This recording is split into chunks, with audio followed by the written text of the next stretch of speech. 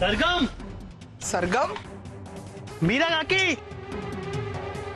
सरगम सरगम मीरा वो सरगम मीरा काकी मीरा क्या છે સાહેબ? ઇન્સ્પેક્ટર સાહેબ, હવે મને બહુ ડર લાગી રહ્યો છે. જેમ જેમ સમય પસાર થાય છે એમ એમ મારો ડર પણ વધતો જાય છે.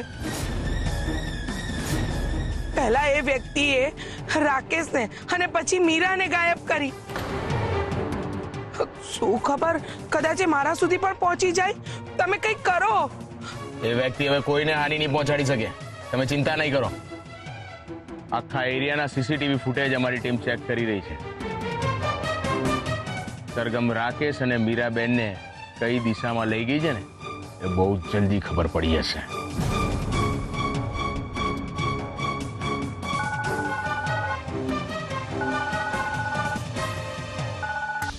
હેલો, શું?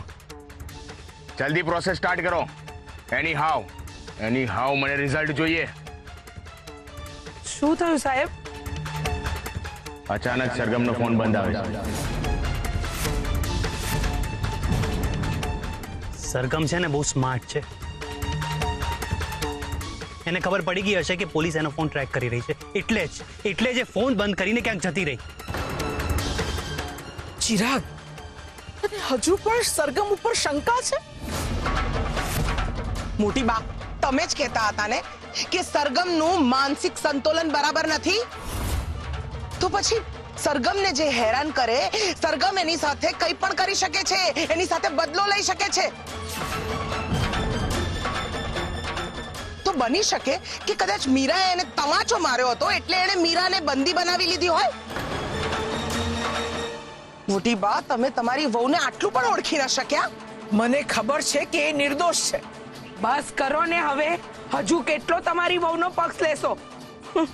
એકવાર મારો રાકેશ પાછો આવી જાય ને એટલે બસ.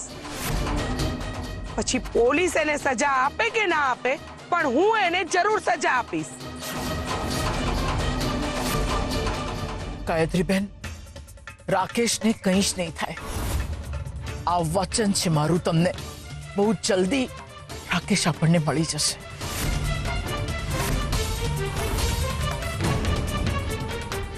એક પછી એક ઘરના બધા જ ગાયબ થઈ રહ્યા છે.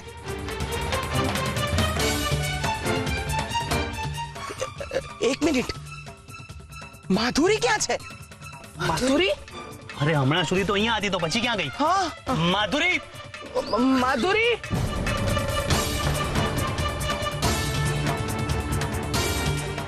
માધુરી, માધુરી, માધુરી. માધુરી, તું અહીંયા? હા, તું ચિંતા ના કર. હું કોઈને નહીં કહું કે તું અહીંયા છે. પણ મને લાગે છે કે તારું અહીંયા રહેવું છે ને બહુ જોખમી છે. આ મારી સાથે આટલી સારી કેમ બની રહી છે? મારા કારણે જ તને ઘર છોડીને જવું પડ્યું હતું. તેમ છતાંય મારી મદદ શા માટે કરી રહી છે? હું કોઈ જ બદલો લેવા નથી આવી. હું માત્ર ને માત્ર તારી મદદ કરવા આવી છું. હું ઈચ્છું તો પોલીસને બોલાવી શકું છું, પણ હું એવું નહીં કરું. જરૂરી વાત તો એ છે કે પોલીસે તારો મોબાઈલ સર્વેલન્સમાં રાખ્યો છે.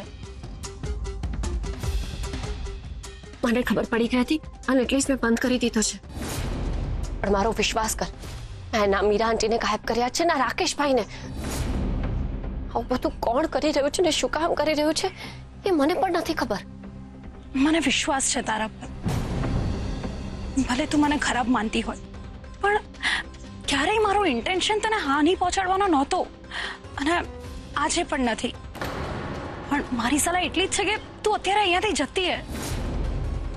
અને આ ફોન હવે કોઈ જ કામનો નથી. તું બીજો સાદો ફોન લઈ લે. આ નંબર પોલીસ સતત ટ્રેક કરતી હશે. પણ મોટી માને મારી ચિંતા હશે. મારે એમને મળવું છે. કારણ કે મને એક ફોન આવ્યો હતો અને એણે એવું કહ્યું કે એક એક કરીને ઘરના બધા સભ્યોને ગાયબ કરી દેશે. અને મને સૌથી વધારે મોટી માની ચિંતા છે. તું ચિંતા ના કર. હું મોટી બાને સાચવી લઈશ અને આપણે એ વ્યક્તિને પણ શોધી લઈશું. પણ અત્યારે પોલીસ આવે પહેલા તું અહીંયાથી નીકળી જા. હું મોટી બા સાથે તારી ફોન પર વાત કરાવી લઈશ. તું જલ્દી અહીંયાથી જા પહેલા. પણ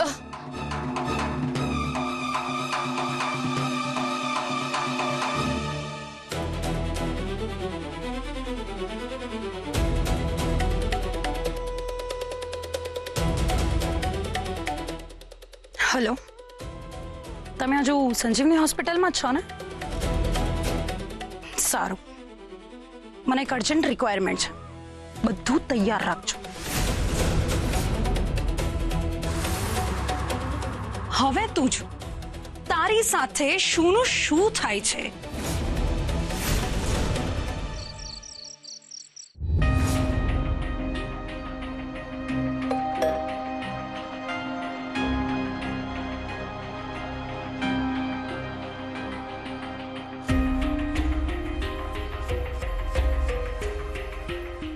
હું ક્યારનો તને ફોન ટ્રાય કરું છું, તારો ફોન બંધ આવે છે. એકચ્યુઅલી મારો ફોન પોલીસ સતત ટ્રેક કરી રહી છે ને. એકવાર તો બચી ગઈ, પણ જો હવે ફોન ઓન કરીશ તો તરત જ પકડાઈ જઈશ. કઈ નહીં, તું ટેન્શન નહીં લે, શાંતિથી બેસ, થોડી રિલેક્સ થઈ જા. પાણી લઈ આવું છું, બેસ.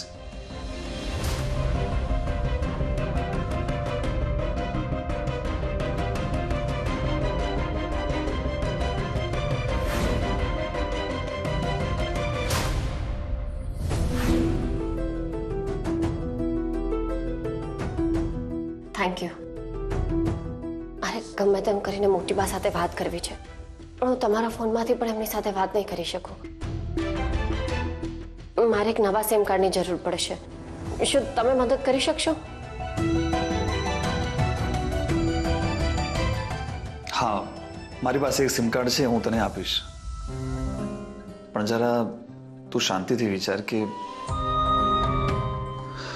આટલી બધી ભાગદોડ કરવાનો કોઈ અર્થ નથી સરગમ. એના કરતા બેટર એ છે કે તું અહીંયા રહે અને અહીંયાથી જ બધી તપાસ કરજે. હું તારી મોટી બા સાથે વાત પણ કરાવી દઈશ. કદાચ હું જરૂરત કરતા વધારે જ એક્સપેક્ટેશન્સ રાખી રહી છું, પણ અત્યારે મારી પાસે બીજો કોઈ જ રસ્તો નથી. તમે બસ એક સિમ કાર્ડ લાવી આપો ને, એ જ મારા માટે ઇનફ છે. હા, મારે શોધવું પડશે, હું લઈને આવું છું. તું પાણી પી, શાંતિથી બેસ.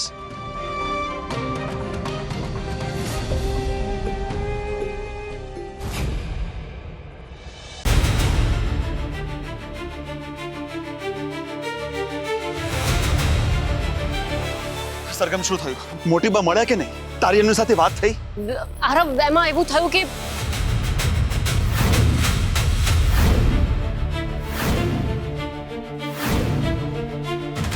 તો પછી તું અહીંયા શું શોધી રહી છે?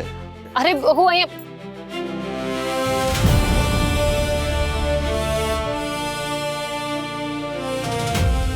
હું જે બુકાની પહેરેલા માણસ સાથે ઝપાઝપી કરી રહી હતી ને, તો એ ઝપાઝપીમાં ભૂલથી મારા હાથે એમનું ખિસ્સું ફાટી ગયું હતું અને ખિસ્સામાંથી કાર્ડ હોલ્ડર ઉડીને પડ્યું હતું.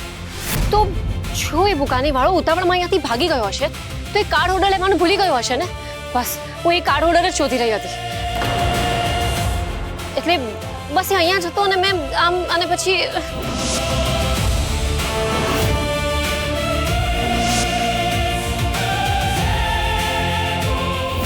આરવ, ત્યાં જો.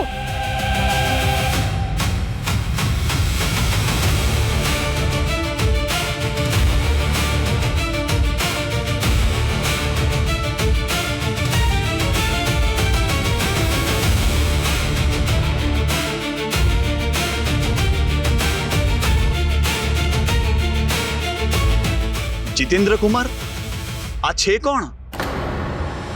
અને આનો તમારા પરિવાર સાથે શું સંબંધ?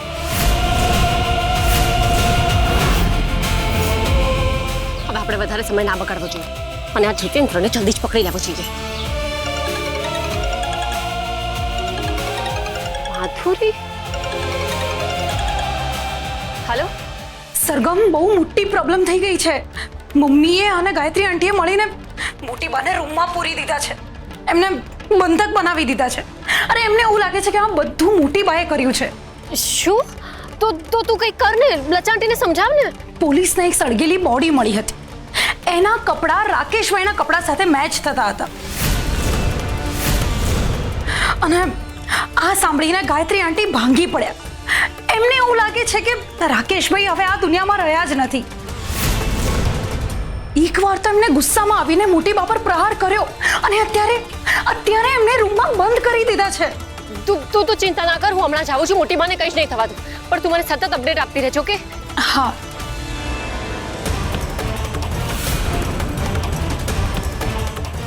મારું કામ તો થઈ ગયું. હવે સરગમને હું જે કહીશ એ બધું કરવું પડશે. શું થયું સરગમ? પોલીસને એક ડેડ બોડી મળી છે અને એના કપડાં જોઈને એવું લાગે છે કે આ રાકેશ છે. એટલે લચા આંટી અને ગાયત્રી આંટી મોટી બાને રૂમમાં બંધ કરી દીધા છે. મારે હમણાં જ એમની પાસે જવું પડશે. એક મિનિટ સરગમ. જો તને માધુરી પર પહેલેથી જ શંકા હતી ને, તો એવું પણ બની શકે ને કે કદાચ એ ખોટું પણ બોલી રહી હોય અને ત્યાં તને પોલીસના હાથે પકડાવવાનો પ્લાન પણ હોઈ શકે. તું જરા વિચાર કર સરગમ. આમ ભાવનામાં વહીને ઉતાવળે નિર્ણય નહીં લે. ના, જો એને મને પોલીસ પાસે પકડાવી જ હોત તો એ પેલા દિવસે જ ના પકડાવી દેતી મને. એટલે મને નથી લાગતું કે આ વખતે કંઈક ખોટું બોલી રહી છે. મારે હમણાં મોટી બા પાસે જવું જ પડશે. તમે મારી ચિંતા ના કરો પ્લીઝ. પણ મને અત્યારે ચોક્કસ એવું લાગે છે કે તું અત્યારે ત્યાં ગઈ ને તો તું પોલીસના હાથે પકડાઈ જઈશ. જો પ્રશ્ન મારા મોટી બાનો છે અને એટલે જ મને પકડાવવાનો કોઈ ડર નથી. હું ગમે તેમ કરીને મોટી બાને છોડાવીને જ રહીશ. અરે આ લચ્ચા આંટી અને ગાયત્રી આંટી કોઈનાથી કંઈ નહીં સમજે. એમને કેવી રીતે સમજાવાય હું જ જાણું છું અને એટલે મારે જવું જ પડશે. સારું, તો તારો જવાનો એક રસ્તો છે સરગમ. તું એવી રીતે ત્યાં જા કે એ લોકો તને ઓળખી પણ ન શકે ને તું પકડાય પણ નહીં.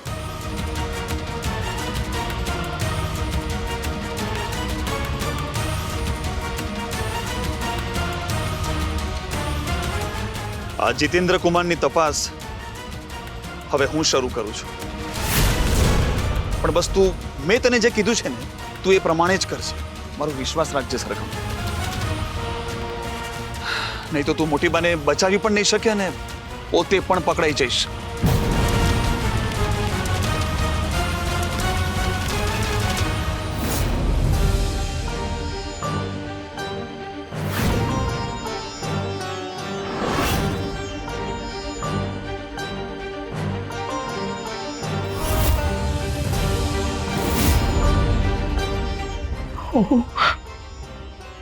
હું મારા દીકરા વગર નહીં જીવી શકું. રાકેશ, હું તારી પાસે આવું છું બેટા. ગાયત્રી,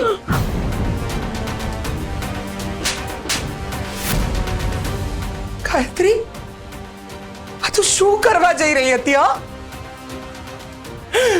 માન્યું કે તારી સાથે બધું બહુ જ ખોટું થયું છે, પણ આ તો એનું સમાધાન નથી ને.